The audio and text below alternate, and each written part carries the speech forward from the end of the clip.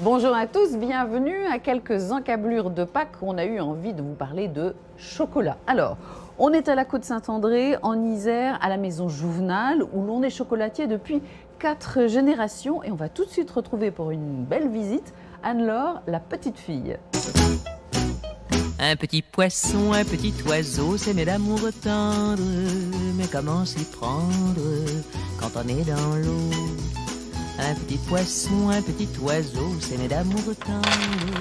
Mais comment s'y prendre quand on est là? Alors, entourée d'effluves, de parfums extraordinaires et de sujets de toutes parts, je retrouve Anne-Laure Jouvenal, l'arrière-petite-fille, n'est-ce pas? C'est ça. Bonjour Anne-Laure. On commence par goûter un petit chocolat, Valérie? Ah ben, direct dans le bain. Alors, allez, je prends rose et je dois deviner ce que c'est. Allez-y. C'est une petite friture. Il y a de la fraise. Oui, Oh. tout à fait. Friture à la fraise.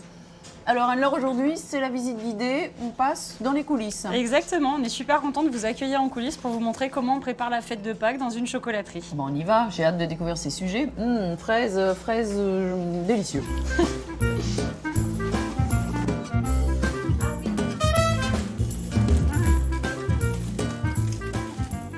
Alors là, j'ai le nez, Anne-Laure, sur un petit petite poisson. C'est une carpe de Pâques. Ça, c'est sujet traditionnel, hein, comme par exemple la petite poule. Exactement. Oui, c'est vrai que la période de Pâques, pour nous, et puis nous, on est une maison très ancienne, comme vous l'avez dit, on a été créé en 1912.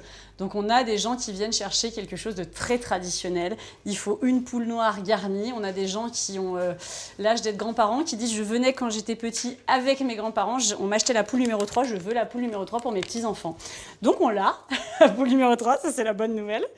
Et puis à l'inverse, on a des gens qui nous disent quoi de nouveau cette année? Et c'est vrai que nous, on est quand même attendus sur la nouveauté. Donc chaque année, on a un thème de Pâques.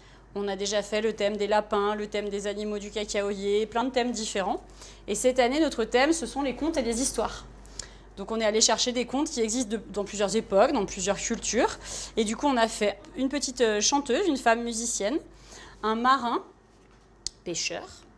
On a fait aussi un petit jardinier et une fille fleur printemps. Et puis des animaux. Et tout ça, ça nous permet de décliner cette thématique des contes avec des sujets un peu rigolos. Bon, on va aller découvrir comment on fabrique ces jolis petits sujets, Anne-Laure. Je vous emmène voir Franck qui va vous raconter tout ça. Ça marche. Je vous On y laisse me guider.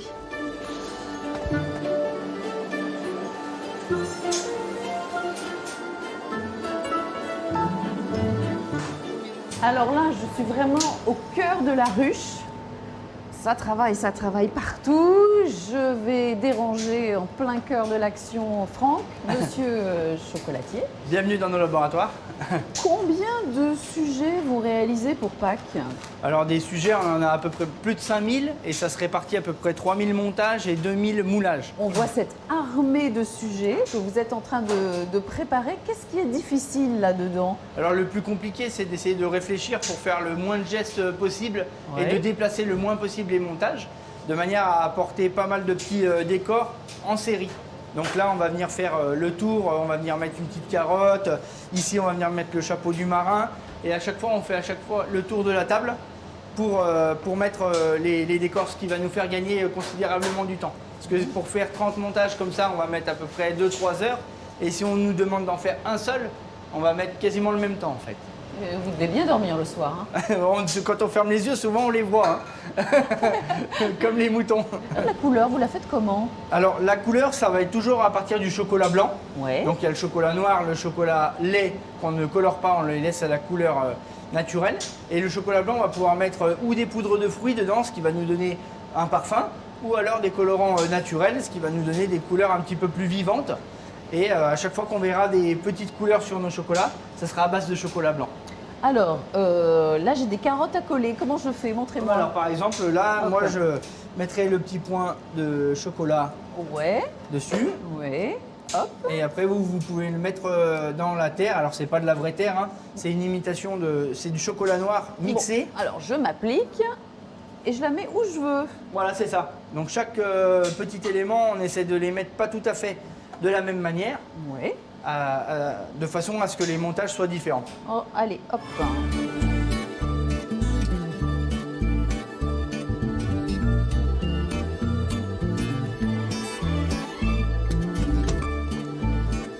Alors Alors pour terminer la visite, Valérie, je vous amène dans cette pièce qui est notre réserve, mais qui est une sorte de caverne d'Ali Baba où vous voyez qu'on est entouré par des sujets en chocolat. Alors, on va essayer de s'avancer sans rien renverser avec... oui. Alors cette pièce, vous voyez qu'elle est déjà très pleine, elle va continuer à se remplir encore jusqu'à 15 jours, 3 semaines avant Pâques. Et puis à partir de 3 semaines avant Pâques, elle se vide totalement.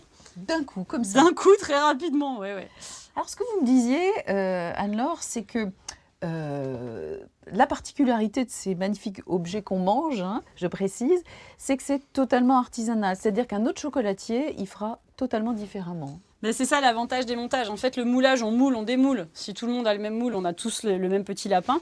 Et ici, le montage, c'est-à-dire l'assemblage de petits morceaux de chocolat, ça permet d'exprimer toute sa créativité. Vous dites à 10 chocolatiers de faire un lapin, vous aurez 10 lapins complètement différents. Vous dites à 10 chocolatiers de faire une fleur en chocolat, vous aurez des fleurs complètement différentes. Chaque année, on adapte la fleur à notre thème de l'année. Donc cette année, comme on a nos petits personnages fleuris, bah là, au milieu de la fleur, il y a une petite fille fleur. Il y a autre chose aussi, c'est que c'est tellement beau qu'on n'ose pas le manger, évidemment. On nous le dit souvent, ça. On nous dit souvent, c'était trop joli, du coup, je ne l'ai pas mangé. Prévenez-nous, si vous ne le mangez pas, on vous le fait avec du chocolat pas bon. Mais là, c'est du très bon chocolat. Donc, vous faites une belle photo, vous gardez la photo, mais mangez-le parce que c'est vraiment du super chocolat. On se quitte avec la visite. Ça, c'est chaque année, vous faites ça et c'est gratuit, mais il faut s'inscrire. Voilà. Donc, expliquez-moi. Ben, ça se passe le 26 et le 27 mars, donc c'est un samedi-dimanche, c'est un week-end. Et puis pour nous, c'est un moment de fête parce que c'est l'occasion de vous dire oui. Toute l'année, vous nous demandez est-ce qu'on peut rentrer dans les ateliers? Et là, on dit oui. Est-ce qu'on peut goûter? Oui. Est-ce qu'on peut voir comment vous faites? Oui. Donc c'est super. Et la seule chose qu'on vous demande, bien sûr, c'est de vous inscrire. On va se quitter tout en gourmandise et en douceur. Dans quelques instants, le Journal des Alpes.